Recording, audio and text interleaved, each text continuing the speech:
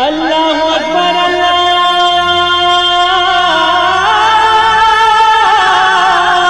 اکبر۔ السلام علیکم ورحمۃ اللہ وبرکاتہ۔ الحمدللہ رب العالمین والصلاة والسلام علی اشرف الانبیاء والمرسلین نبینا محمد وعلی آلہ وصحبہ اجمعین ومن تبعہم بإحسان الی یوم الدین، اما بعد۔ میرے دوستو، بزرگوں، اسلامی بھائی اور بہنوں، سامعین و سامعات کرام، صدائے حق سننے والے ساتھیوں، آج 5 ربیع الاول 1442 ہجری، 23 اکتوبر 2020 عیسوی، 7 گتے کارتک 2077 بکرمی، جمعہ کا دن، میں محمد مستقیم مدنی آپ لوگوں کی خدمت میں صدائے حق کا پروگرام لے کر حاضر ہو گیا ہوں، جو روزانہ آپ جنک نندنی FM جنک پور دھام دھنوشا نیپال 95.5 میگا ہرز پر سماعت فرماتے آ رہے ہیں۔ آج بھی انشاءاللہ تبارک و تعالی سب سے پہلے تلاوت قرآن مجید سماعت فرمائیں گے، پھر ایک حمد، پھر ایک عالم کا خطاب۔ تو لیجئے سب سے پہلے ہم اور آپ مل کر تلاوت قرآن مجید سنتے ہیں۔ بسم اللہ الرحمن الرحیم۔ اللہ اکبر اللہ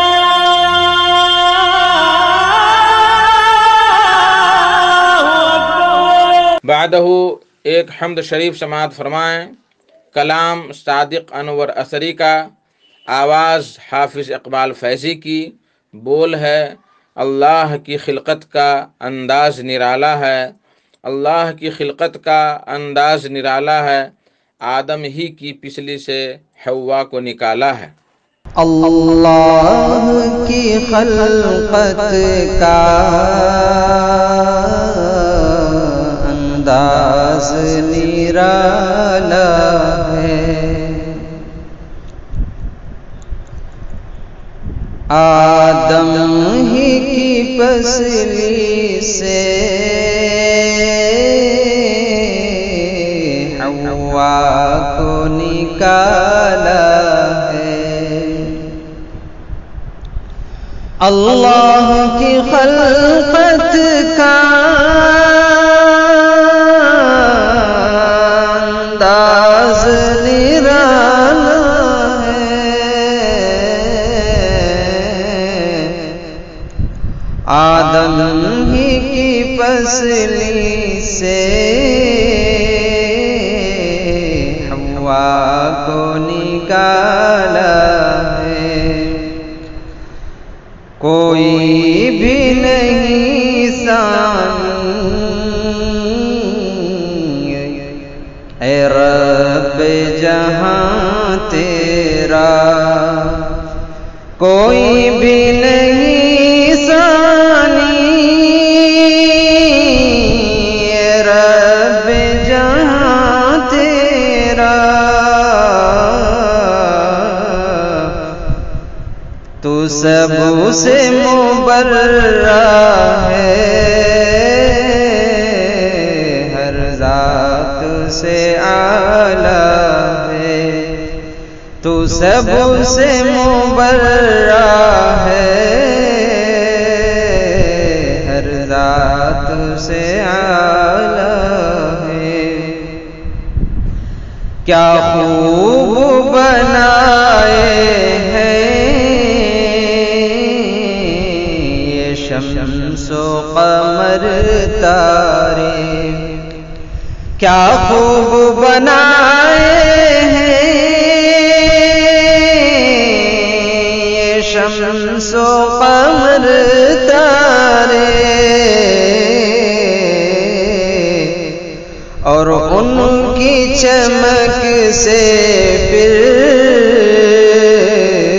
دنیا میں اجالا ہے، اور ان کی چمک سے پھر دنیا میں اجالا ہے۔ اس نے ہی پرندوں کو پرواز عطا کر دی، اس نے ہی پرندوں کو پرواز عطا کر دی اور ان کو فضاؤں میں اس نے ہی سنبھالا ہے اور ان کو فضاؤں میں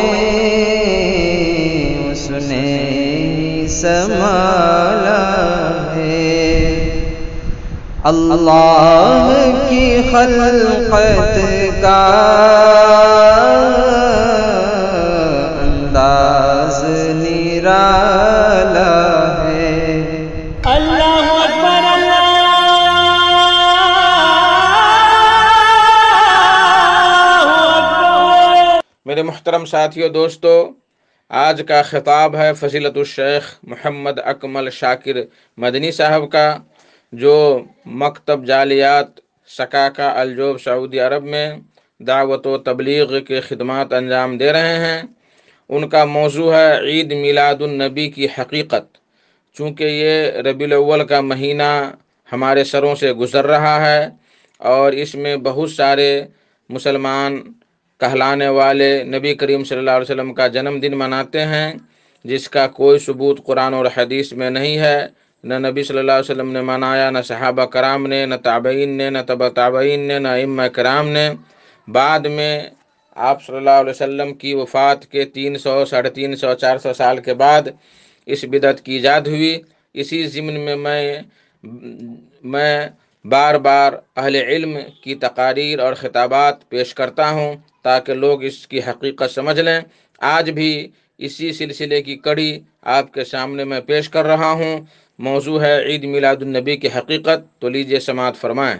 السلام علیکم ورحمۃ اللہ وبرکاتہ۔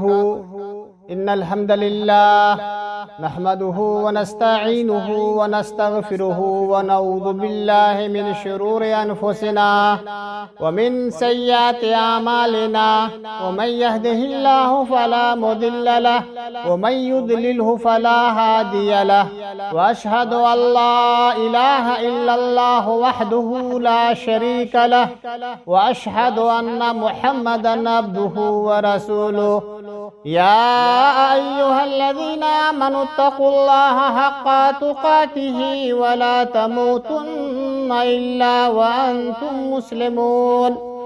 يا أيها الناس اتقوا ربكم الذي خلقكم من نفس واحدة وخلق منها زوجها وبث منهما رجالا كثيرا ونساء، واتقوا الله الذي تساءلون به والأرحام إن الله كان عليكم رقيبا۔ يا أيها الذين آمنوا اتقوا الله وقولوا قولا سديدا يصلح لكم أعمالكم ويغفر لكم ذنوبكم، ومن يطع الله ورسوله فقد فاز فوزا عظيما۔ أما بعد، فإن خير الحديث كتاب الله، وخير الهدي هدي محمد صلى الله عليه وسلم، وشر الأمور محدثاتها، وكل محدثة بدعة، وكل بدعة ضلالة، وكل ضلالة في النار۔ فقد قال الله تبارك وتعالى: أعوذ بالله السميع العليم من الشيطان الرجيم، بسم الله الرحمن الرحيم، فليحذر الذين يخالفون عن أمره أن تصيبهم فتنة أو يصيبهم عذاب أليم۔ برادران اسلام، میرے اسلامی بھائیوں، میری پردہ نشین ماں اور بہنوں، اللہ تبارک و تعالیٰ کا بڑا کرم ہے۔ اللہ تعالیٰ نے ہمیں اشرف المخلوقات انسان کے اندر پیدا فرمایا۔ درود و سلام کا نزول ہو اللہ کے تمام برگزیدہ انبیاء و رسول علیہم الصلاۃ و تسلیم پر، خصوصاً یتیم مکہ کونین کے تاجدار احمد مصطفیٰ محمد مصطفیٰ صلی اللہ علیہ وسلم پر۔ میرے بزرگوں، دوستو، یہ جو مہینہ سایہ فگن ہے جس سے ہم گزر رہے ہیں، یہ ربیع الاول کا مہینہ ہے، اور ربیع الاول کے مہینے میں ایک بڑی بدعت ہمارے اندر یا ہمارے سماج اور ماحول کے اندر رائج ہے، جس کا اسلام سے کوئی تعلق نہیں اور اسلام میں اس کا کوئی تصور نہیں ہے۔ میرے دوستو، یہ جو کام لوگ کر رہے ہیں یہ اصل میں بدعت ہے جسے لوگوں نے ایجاد کر لیا ہے۔ انشاءاللہ بدعت سے متعلق، اسی عید میلاد النبی سے متعلق میں آپ سب کے سامنے قرآن و حدیث کی روشنی میں چند باتیں رکھوں گا۔ میرے دوستو، سب سے پہلے ہم جان لیتے ہیں کہ بدعت کسے کہتے ہیں۔ بدعت لغت کے اعتبار سے بدعت یہ لفظ بدع سے ماخوذ ہے، جو بغیر کسی سابقہ مثال کے کسی چیز کے ایجاد و اختراع کے معنی میں آتا ہے۔ اللہ تعالیٰ کا قول ہے، جیسا کہ سورہ بقرہ 117 نمبر آیت میں ہے، بدیع السماوات والارض، یعنی اللہ ہی آسمانوں اور زمینوں کو پیدا کرنے والا ہے۔ مطلب یہ ہے کہ بغیر سابقہ مثال کے اللہ زمین و آسمان کا ایجاد کرنے والا ہے۔ یعنی آسمان اور زمین کو جب اللہ تبارک و تعالیٰ نے ایجاد کیا، اس سے پہلے اس کی مثل کوئی چیز نہیں تھی۔ اور دوسری جگہ اللہ فرماتا ہے، قُلْ مَا كُنْتُ بِدْعًا مِنَ الرُّسُلِ، اے نبی پاک آپ کہہ دو کہ میں کوئی نیا پیغمبر نہیں آیا، اللہ کی طرف سے پیغام لانے والا پہلا پیغمبر نہیں ہوں، بلکہ ہم سے پہلے بہت سارے پیغمبر آ چکے ہیں۔ تو میرے بھائیو، بدعت کا اصطلاحی معنی یہ ہے کہ دین کے اندر گڑھ لیا گیا ہو وہ طریقہ جو شریعت کی شکل میں ہو اور اس سے مقصود اللہ کا تقرب حاصل کرنے میں مبالغہ ہو، بدعت کہلاتا ہے۔ بدعت دو طرح کا ہوتا ہے، ایک ہے عادات و اطوار کی بدعت، جیسے نئی ایجادات و اختراعات، اور یہ بدعت جائز ہے اس لیے کہ عادات و اطوار کے اندر اصل مباح و حلال ہے۔ اور دوسری بدعت یہ ہے دین کے اندر بدعت پیدا کرنا، اور یہ حرام ہے، اس لیے کہ شریعت و دین توقیفی چیز ہے، یعنی اللہ اور اس کے رسول کا فرمان۔ اللہ کے نبی صلی اللہ علیہ وسلم نے فرمایا، من احدث فی امرنا ھذا ما لیس منہ فہو رد، جس شخص نے ہمارے اس دین میں کوئی نئی چیز ایجاد کیا جو اس میں نہیں ہے تو وہ مردود ہے۔ بخاری مسلم، اور اسی طریقے سے مسلم کی روایت ہے، من عمل عملا لیس علیہ امرنا فہو رد، جس نے کوئی ایسا کام کیا جو ہمارے اس دین میں نہیں ہے تو وہ مردود ہے۔ تو میرے بھائیو، دوسری قسم جو ہے دین کے اندر بدعت، یہ دین میں بدعت بھی دو طرح کے اس کی بھی دو قسمیں ہیں، ایک ہے قولی و اعتقادی بدعت، جیسے جہمیہ، معتزلہ، روافض اور تمام گمراہ فرقوں کے اقوال و تحریریں اور ان کے اعتقادات۔ اور دوسری بدعت ہے عبادات کے اندر بدعت، جیسے عبادات کا ایسا طریقہ نکالا جائے جو اسلام میں مشروع نہ ہو۔ عبادت کے اندر جو بدعات ہیں اس کے بھی کئی اقسام ہیں۔ پہلی قسم یہ ہے کہ بدعت کا وجود اصل عبادت میں ہو، جیسے عبادت کا ایسا طریقہ نکالا جائے جس کی شریعت میں کوئی سند نہ ہو، مثلا نئی و غیر مشروع نماز نکالی جائے، غیر مشروع روزہ رکھا جائے، یعنی نئی عید منائی جائے جیسے عید میلاد وغیرہ۔ اور دوسری قسم مشروع عبادت میں کسی چیز کا اضافہ کرنا، جیسے ظہر اور عصر کی نماز میں ایک رکعت کو بڑھا کر اس کی رکعتیں 5 کر دی جائیں، اور تیسری بدعت مشروع عبادت کی ادائیگی میں بدعت پیدا کر دی جائے اور غیر مشروع طریقے پر ادا کیا جائے، جیسے مسنون دعاؤں کو اجتماعی طور پر گا کر پڑھا جائے، یا پھر عبادات میں نفس پر اتنی سختی کی جائے کہ رسول اللہ صلی اللہ علیہ وسلم کی سنت کے دائرے سے نکل جائے۔ اور چوتھی صورت یہ ہے، یا چوتھی بدعت یہ ہے، کسی مشروع عبادت کے لیے غیر مشروع وقت کی تعین کی جائے، جیسے یوم عاشورہ کو عبادت کے لیے خاص کر لینا، کسی خاص دن کو روزہ رکھنا اور رات بھر نمازیں پڑھنا وغیرہ، اس لیے کہ نماز و روزہ تو ضرور فرض ہیں، لیکن اس کے اوقات مقرر کرنے کے لیے کوئی ٹھوس دلیل نہیں۔ بدعت کا حکم کیا ہے؟ دین میں ہر بدعت حرام و گمراہی ہے۔ اللہ کے نبی صلی اللہ علیہ وسلم نے فرمایا، ایاکم ومحدثات الامور فإن كل محدثة بدعة وكل بدعة ضلالة۔ تم لوگ دین میں نئی چیزوں کو ایجاد کرنے سے بچو، اس لیے کہ ہر نئی چیز بدعت ہے اور ہر بدعت گمراہی ہے۔ اور دوسری جگہ اللہ کے نبی نے فرمایا، من احدث فی امرنا ھذا ما لیس منہ فہو رد۔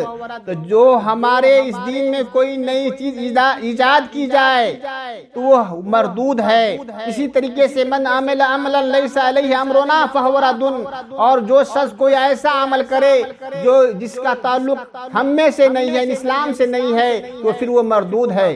احادیث نبویہ سے پتہ چلا کہ دین کے اندر پیدا کی ہوئی ہر چیز بدعت ہے اور ہر بدعت گمراہی و مردود ہے۔ مطلب یہ ہے کہ عبادات و اعتقادات میں بدعت حرام ہے، لیکن بدعت کی نوعیت کے اعتبار سے اس کی حرمت کا حکم مختلف ہوگا، کیونکہ بعض بدعت تو کھلا ہوا کفر ہے، جیسے قبروں کا طواف کرنا، قبروں پر نظر و نیاز چڑھانا، اصحاب قبر سے کچھ مانگنا، ان سے استغاثہ کرنا، اور اسی طریقے سے بعض بدعت شرک کے وسائل ہیں، جیسے قبروں پر تعمیر کرنا، وہاں جا کے نماز پڑھنا، دعا وغیرہ کرنا۔ بعض بدعت اعتقاد کے فسق کے اندر درجے میں داخل ہے، جیسے خوارج، قدریہ اور مرجیہ کی بدعت، جو سراسر شریعت کے مخالف بدعتیں ہیں۔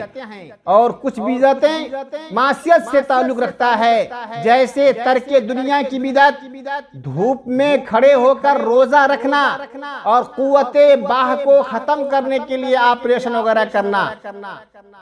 اور میرے دوستو، جو لوگ یہ کہتے ہیں کہ بدعت کی 2 قسمیں ہیں، بدعت حسنہ اور بدعت سیئہ، وہ لوگ غلطی پر ہیں اور رسول اللہ صلی اللہ علیہ وسلم کی اس قول کے مخالفت کرتا ہے۔ فَإِنَّ كُلَّ بِدْعَةٍ ضَلَالَةٍ، کہ ہر بدعت گمراہی ہے، جبکہ بدعت حسنہ کہنے والا گویا ہر بدعت کو گمراہ و ضلالت نہیں سمجھتا۔ میرے بھائیو، بدعت کا ظہور کہاں ہوا؟ اللہ کے نبی صلی اللہ علیہ وسلم نے فرمایا تھا، من یعش منکم فسیرا اختلافا کثیرا فعلیکم بسنتی وسنت الخلفاء الراشدین المہدیین، کہ جو تم میں سے زندہ رہے گا وہ دیکھے گا کہ بہت سارے اختلافات ہو رہے ہیں۔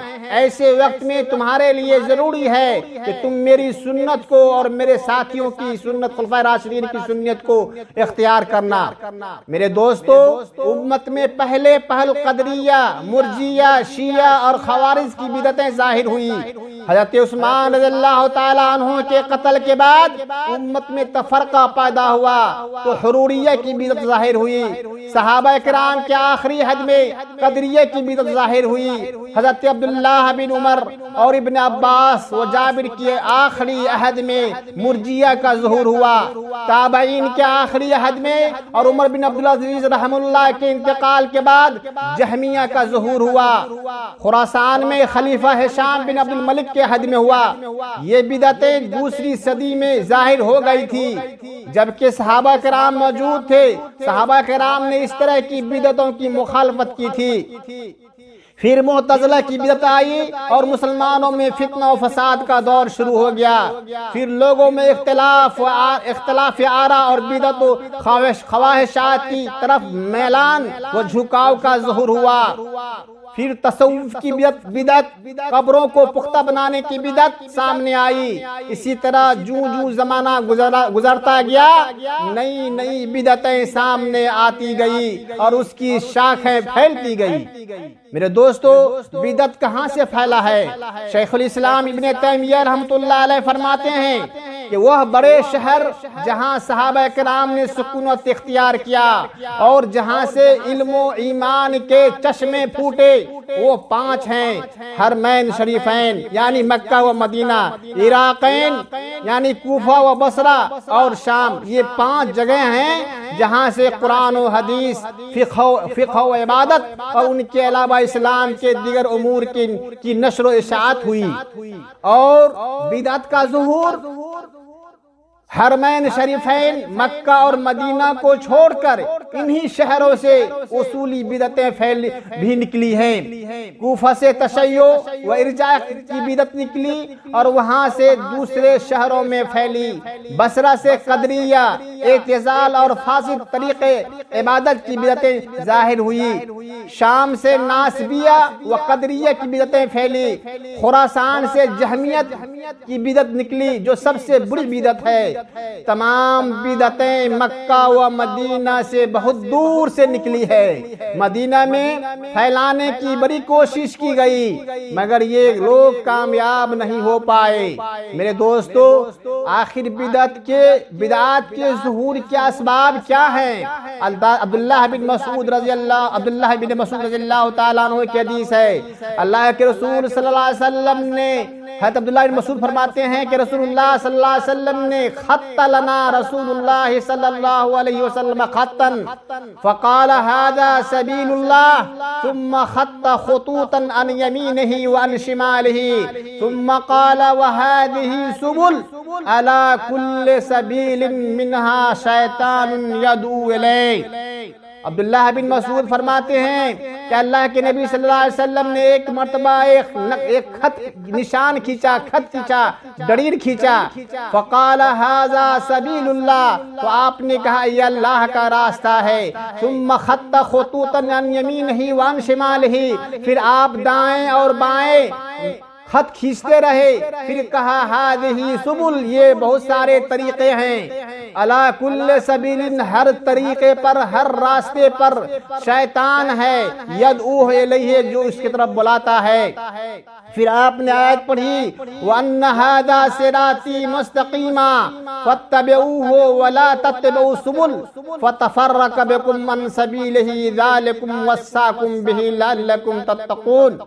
آپ نے ایک آیت پڑھی کہ یقیناً یہی میرا سیدھا راستہ ہے، جو سیدھی لکیر ہے، جو سیدھا نشان ہے، یہ میرا راستہ ہے، تم اسی پر چلنا اور راستوں پر نہ چلنا، ان پر چل کر اللہ کے راستے سے الگ ہو جاؤ گے۔ ان باتوں کا اللہ تمہیں حکم دیتا ہے تاکہ تم پرہیزگار بن جاؤ۔ لہذا جو بھی کتاب و سنت کو مضبوطی کی طرف سے پکڑے گا اسے چھوڑے گا نہیں، گمراہ نہیں ہو پائے گا، اور جس نے چھوڑا اس راستے کو وہ گمراہ ہو جائے گا۔ تو میرے بھائیوں، بدعات کے ظہور کے اسباب یہ ہیں: احکام دین سے ناواقفیت یعنی جہالت، لا علمی، اور دوسری چیز یہ ہے خواہشات نفس کی پیروی کرنا جسے ہم نفس پرستی کہتے ہیں۔ تیسری چیز اشخاص و آراء کا تعصب یعنی عصبیت میں آ کر کے کسی چیز بدعت کو پیدا کرتا ہے۔ اسی طریقے سے کفار کی تقلید یعنی دوسرے قوم کی تقلید کر کے لوگ اس کی بدعت کو ظاہر کرتے ہیں۔ میرے بھائیوں، ان چیزوں سے ہمیں بچنا ہے۔ بس ایک مثال دینا چاہتا ہوں کہ حضرت ابو واقد اللیثی رضی اللہ تعالیٰ عنہ کی روایت ہے، ایک مرتبہ رسول اللہ صلی اللہ علیہ وسلم کے ساتھ حنین کی طرف نکلے، ہم نئے نئے اسلام میں داخل ہوئے تھے۔ اس وقت مشرکوں کا ایک درخت تھا جس کی وہ پرستش کرتے تھے اور اپنے ہتھیار اس میں لٹکائے رکھتے تھے، اسے ذات انوات کہا جاتا تھا۔ ہم اس درخت سے گزرے تو ہم نے رسول اللہ صلی اللہ علیہ وسلم سے عرض کیا، ہمارے لیے بھی ایک ایسا ذات انوات بنا دیجئے جیسا کہ مشرکوں کا ہے۔ یہ سن کر رسول اللہ صلی اللہ علیہ وسلم نے فرمایا، اللہ اکبر، یہی سنن ہے، اس ذات کی قسم جس کے ہاتھ میں میری جان ہے، تم نے ہم سے وہی بات کہہ دی جسے بنی اسرائیل نے حضرت موسیٰ سے کہی تھی کہ جیسے ان لوگوں کے معبود کے لیے ہے ہمارے لیے بھی ایک معبود بنا دو۔ موسیٰ نے کہا تم بڑے جاہل لوگ ہو۔ پھر نبی صلی اللہ علیہ وسلم نے کہا تم ضرور اپنے سے اگلے لوگوں کی طریقوں پر چلو گے۔ آج ہمارے اندر کہیں درختوں کی کہیں قبر کی لوگ انتخاب کرتے ہیں اور اس سے تبرک حاصل کرتے ہیں۔ تو میرے دوستو، ہمیں بدعت و خرافات سے بچنا چاہیے۔ سامعین و سامعات، بدعت اپنے معنی اور مفہوم کے اعتبار سے اسلام میں شجر ممنوع کی حیثیت رکھتی ہے۔ بلا شبہ یہ گمراہی کا پہلا زینہ اور شرک کا چور دروازہ ہے۔ بدعت کی سب سے بڑی خصوصیت یہ ہے کہ یہ دین کا نقاب اوڑھ کر عوام کے سامنے آتی ہے اور بظاہر اس سے متعلق سارے اعمال اسلام ہی کا حصہ معلوم ہوتے ہیں، مگر در حقیقت یہ اسلام کے نام پر بدترین دھوکہ اور دلالت و گمراہی کا بدنما داغ ہے۔ میلاد اور مولود اور مولد یہ تینوں لفظ متقارب المعنی ہے۔ عربی زبان میں میلاد نبی اس جگہ یا اس زمانے کو کہتے ہیں جس میں خاتم الانبیاء سید المرسلین حضرت محمد مصطفیٰ صلی اللہ علیہ وسلم پیدا ہوئے۔ جہاں نبی صلی اللہ علیہ وسلم پیدا ہوئے اس جگہ آج مکہ مکرمہ میں پبلک لائبریری بن گئی ہے۔ آپ صلی اللہ علیہ وسلم کی پیدائش 9 ربیع الاول کو سوموار کے سہانے وقت میں ہوئی۔ رسول اللہ صلی اللہ علیہ وسلم کے یوم ولادت کے دن اجتماع کرنا، جلسہ کرنا یا دیگر ایسی رسومات کرنے کا شریعت محمدیہ میں کوئی ثبوت نہیں ملتا۔ یہ دین اسلام میں ایک نئی رسم ایجاد کی گئی ہے جسے بدعت سے تعبیر کیا جاتا ہے۔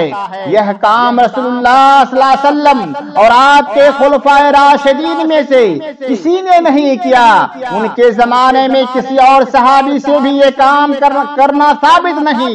تابعین کے زمانے میں بھی کسی نے یہ کام ہرگز نہیں کیا، حالانکہ یہ لوگ رسول اللہ صلی اللہ علیہ وسلم کی سنت مطہرہ کو بعد میں آنے والوں سے زیادہ جانتے تھے۔ رسول اللہ صلی اللہ علیہ وسلم سے ان کی محبت بھی انتہا درجے کی تھی اور آپ کی پیروی اور اطاعت میں سب سے پیش رہا کرتے تھے۔ میرے دوستو، میلاد کی ابتدا اور اس کا ظہور کب ہوا تھا؟ آئیے حضرت سیدنا انس بن مالک بیان کرتے ہیں، کان لأہل الجاہلیت یومان فی کل سنۃ یلعبون فیہما فلما قدم النبی صلی اللہ علیہ وسلم المدینۃ قال کان لکم یومان تلعبون فیہما وقد ابدلکم اللہ بہما خیرا منہما یوم الفطر و یوم الاضحیٰ۔ سنن نسائی، اہل جاہلیت کے دو دن ایسے تھے جن میں وہ کھیلا کرتے تھے، تو جب رسول اللہ صلی اللہ علیہ وسلم مدینہ تشریف لائے تو آپ صلی اللہ علیہ وسلم نے فرمایا تمہارے 2 دن تھے جن میں تم کھیلا کرتے تھے، اب اللہ تبارک و تعالی نے تمہیں ان کی نسبت بہتر 2 دن عطا فرمائے ہیں، یعنی عید الفطر اور عید الاضحیٰ کا دن۔ میرے بھائیو، احمد یار خان نعیمی بریلوی صاحب عید میلاد النبی سے متعلق جعل حق 200 صفحہ 236 پر رقم تراز ہیں، لم يفعلہ احد من القرون الثلاثہ انما حدث بعد۔ میلاد شریف تینوں زمانوں میں سے کسی نے نہیں کیا گیا، یہ بعد میں ایجاد ہوا ہے۔ محمد نجید المطیعی الحنفی قاضی اسکندریہ اپنی کتاب احسن الکلام فیما یتعلق بالسنت والبدعۃ من الاحکام صفحہ 59 تا 61 پر رقم تراز ہیں کہ سب سے پہلے اسے قاہرہ میں فاطمی خلفاء نے ایجاد کیا تھا، اور ان میں سے سب سے پہلا المعز لدین اللہ تھا، کیونکہ شوال 361 ہجری میں مغرب سے مصر آیا اور 362 تک اسکندریہ کی سرحدوں تک پہنچ گیا، اور اسی سال 7 رمضان المبارک کو قاہرہ میں پہنچ گیا تھا۔ انہی فاطمیوں نے عید میلاد النبی ایجاد کیا تھا۔ تو 4 صدی ہجری میں فاطمی خلفاء نے قاہرہ میں عید میلاد کی ایجاد کی، اور ایک عرصہ تک یہ بدعت منائے جاتے رہے۔ پھر 5ویں صدی ہجری میں 465 ہجری کو افضل بن امیر الجیوش نے اس رسم کو ختم کیا، اور کافی دنوں تک یہ بدعت موقوف رکی رہی اور لوگوں کے لیے یہ بھولی بسری چیز ہو گئی۔ ان فاطمیوں نے 6 میلاد ایجاد کیے تھے۔ پہلا بدایت سنہ یعنی نیو ایئر، اسی طریقے سے عید میلاد النبی، میلاد علی، میلاد فاطمہ، میلاد حسن، میلاد حسین، اور حاکم زمانہ حاکم وقت کا عید میلاد النبی۔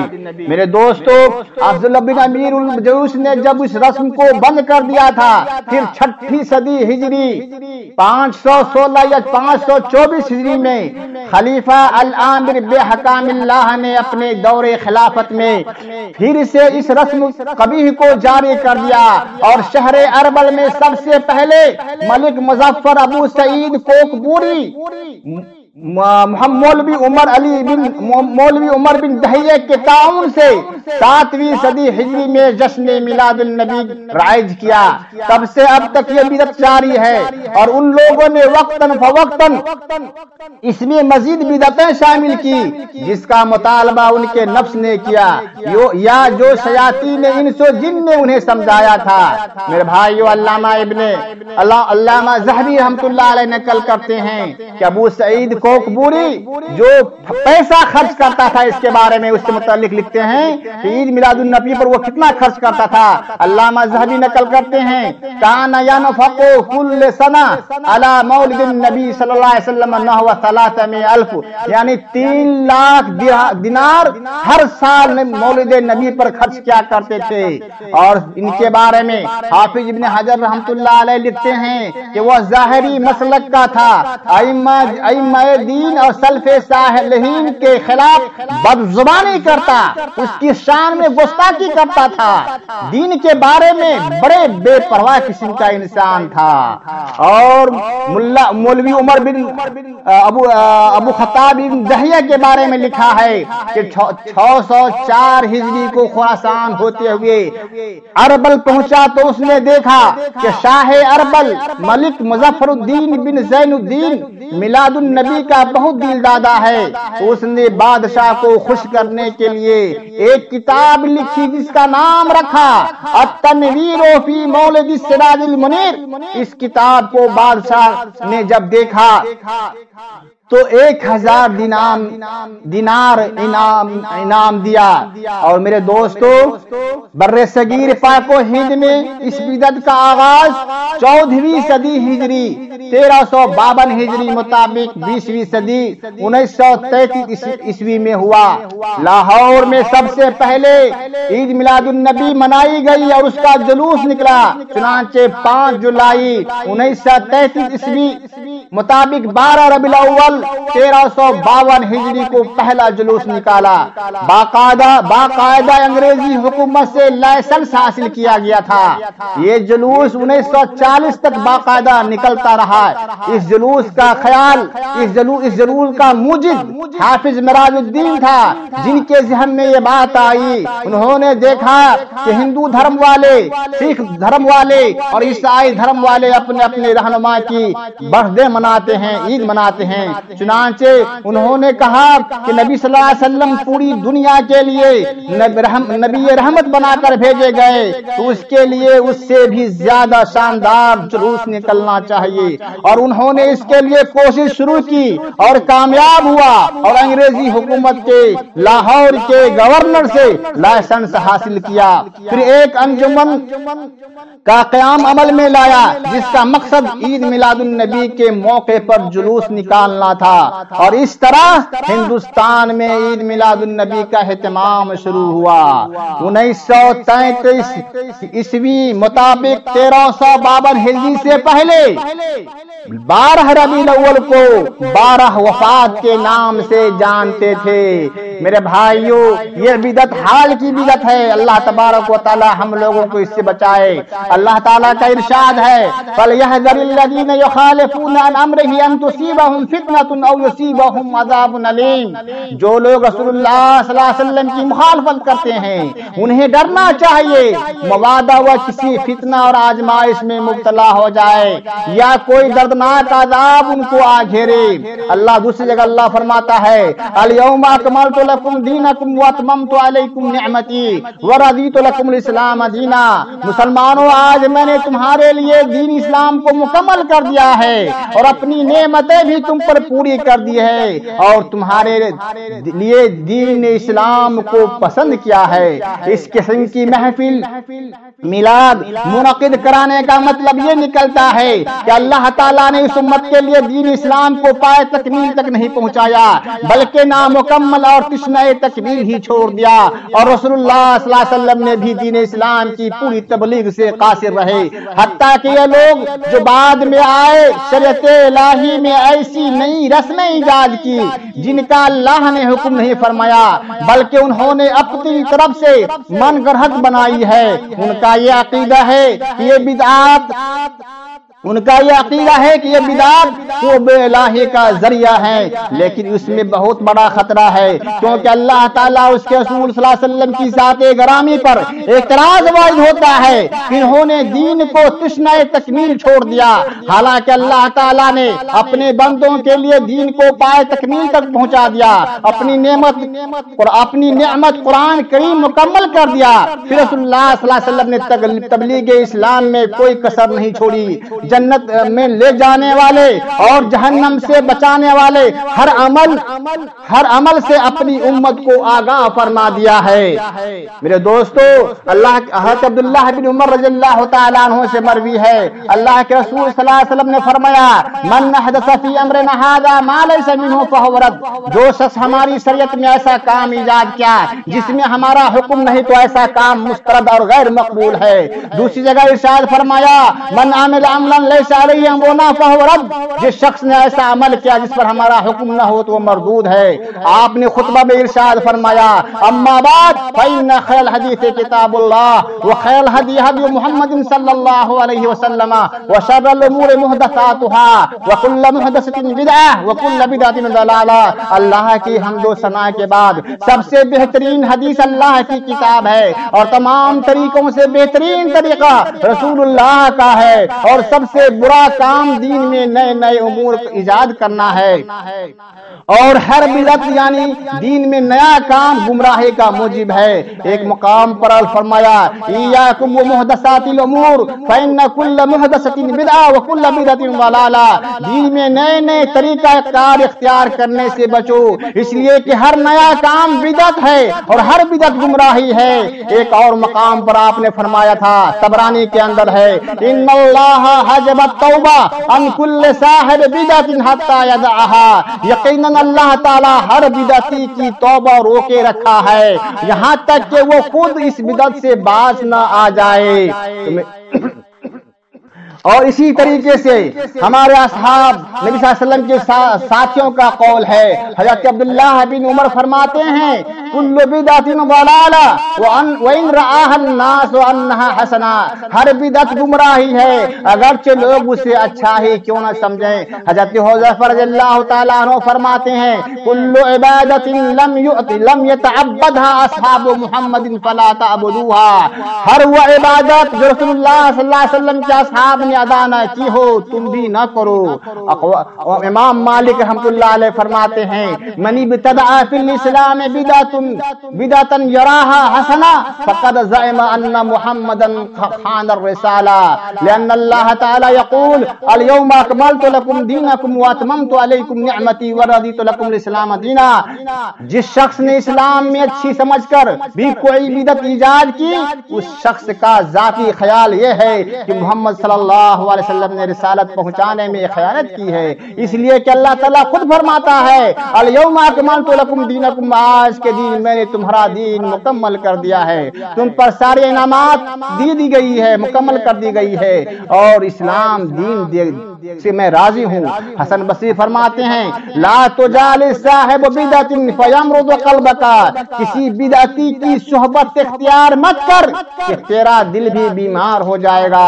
امام غزی فرماتے ہیں لا تظہر بدعت الا ترک مثلها سنہ، جہاں کوئی بدعت ظہور پذیر ہوتی ہے تو اس جگہ سے ایک سنت اٹھا لی جاتی ہے۔ امام شافعی رحمۃ اللہ علیہ فرماتے ہیں دین اسلام میں جس شخص نے کوئی اچھا کام شروع کیا اس نے شرع میں اضافہ کیا۔ اگر دین اسلام میں اچھے نئے کام شروع کرنا جائز ہوتے تو اہل ایمان سے بڑھ کر اہل عقول یہ کام بطریقہ احسن ادا کرتے، اور اگر دین اسلام کے ہر معاملے میں اچھے نئے کام شروع کرنا جائز کرا دیتا تو ہر شخص اپنے لیے ایک نئی شرع ایجاد کر لیتا۔ مجدد الفسانی شیخ احمد سرہندی رحمۃ اللہ علیہ سے محفل میلاد کی بابت سوال کیا گیا تو آپ نے اس کے عدم جواز کا فتویٰ دیا اور اسے بالکل ہی بند کر دینا ضروری سمجھا۔ حافظ ابو بکر بغدادی حنفی الشہیر بابن نقطہ اپنے فتاوی میں لکھتے ہیں ان عمل المولود لم ينقل عن السلف ولا خیرا فیما لم يعمل السلف، کہا بے شک مولود کا کام سلف سے منقول نہیں ہے اور اس کام میں کبھی بھی بھلائی نہیں جسے سلف نے نہ کیا ہو۔ امام احمد بصری مالکی اپنی کتاب قول معتمد میں لکھتے ہیں کہ قد اتفق علماء المذاہب الاربع علی ذم العمل به، چاروں مذاہب کے علماء اس بات پر متفق ہیں کہ میلاد کا کام مذموم ہے۔ علامہ تاج الدین فاقہانی اپنے ایک رسالہ المورود فی الکلام علی المولود میں لکھتے ہیں لا عالم هذا المولد اصلا فی کتاب ولا سنت ولا ينقل عمله عن احد من علماء الامہ الذين هم القدوة في الدين المتمسكون بآثار المتقدمين بل هو بدعة احدثها البطالون وشهوة نفس اتنا بها القالون۔ محفل میلاد کی کوئی اصل کتاب و سنت سے مجھے نہیں ملی اور نہ وہ ایسے علماء سے منقول ہے جو دین کے شاہ سوار اور آثار سلف سے تمسک کرنے والے تھے، بلکہ وہ ایک بدعت ہے جسے باطل پرستوں نے ایجاد کیا ہے اور جس کا بڑا اہتمام شکم پرور نفس پرست لوگ کرتے ہیں۔ اسی طریقے سے علامہ عبد الرحمن مغربی حنفی فرماتے ہیں جشن میلاد النبی منانا بدعت ہے، نہ تو آپ صلی اللہ علیہ وسلم نے نہ خلفائے راشدین نے اور ائمہ مجتہدین نے خود منایا اور نہ منانے کا حکم دیا ہے۔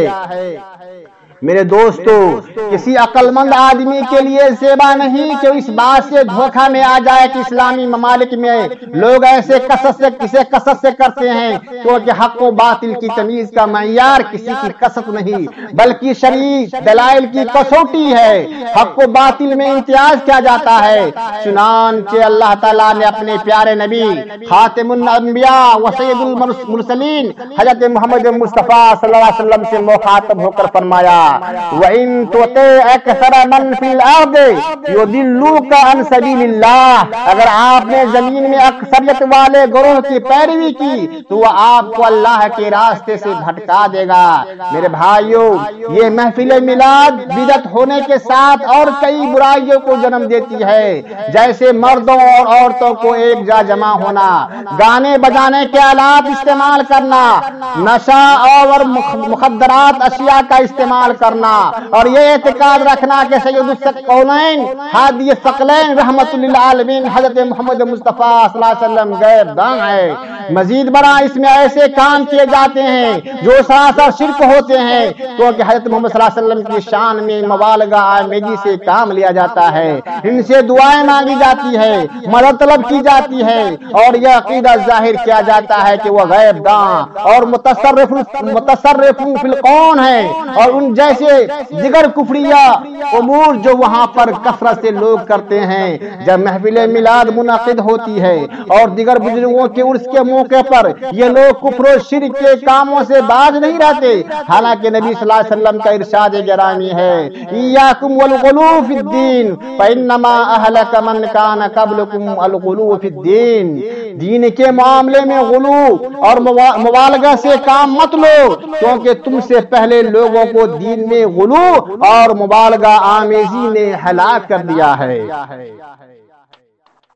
نیز اللہ کے رسول صلی اللہ علیہ وسلم کا ارشاد گرامی ہے لا تطرونی کما اطرت النصارى ابن مریم انما انا عبد فقولوا عبد اللہ ورسولہ، میری شان میں بیان کرنے میں تم اس طرح مبالغہ آمیزی مت کرو جس طرح عیسائیوں نے عیسیٰ علیہ السلام کی شان میں غلو اور مبالغہ سے کام لیا، میں تو ایک بندہ ہوں، مجھے اللہ کا بندہ اور اس کا رسول ہی کہو۔ یہ بڑی عجیب بات ہے، اکثر لوگ ایسے اجتماعات میں حاضری اور لازمی تصور کرتے ہیں اور وہاں پر حاضر ہونے کے لیے ایڑی چوٹی کا زور لگا دیتے ہیں، حالانکہ یہ کام بدعت ہے۔ اس بدعت کے متعلق جو علماء تنقید کرتے ہیں اسے ناجائز تصور کرتے ہیں، تو اس کی مدافعت میں وہ طرح طرح کے من گڑھت جوابات دیتے ہیں، اور جن امور کو اللہ تعالیٰ نے لازم اور فرض قرار دیا ہے، یعنی جمعہ اور نماز کی جماعت میں کبھی بھی شامل نہیں ہوتے، اس فرض کی ادائیگی کی خاطر بالکل توجہ نہیں کرتے، جمعہ اور جماعت سے عدم شمولیت کو کوئی گناہ تصور نہیں کرتے، یہ ان کی ضعف ایمان اور قلت بصیرت کی نشانی ہے، نیز گناہوں اور نافرمانیوں کے باعث قلب کی کثرت سے زنگ آلود ہونے کی نشانی ہے۔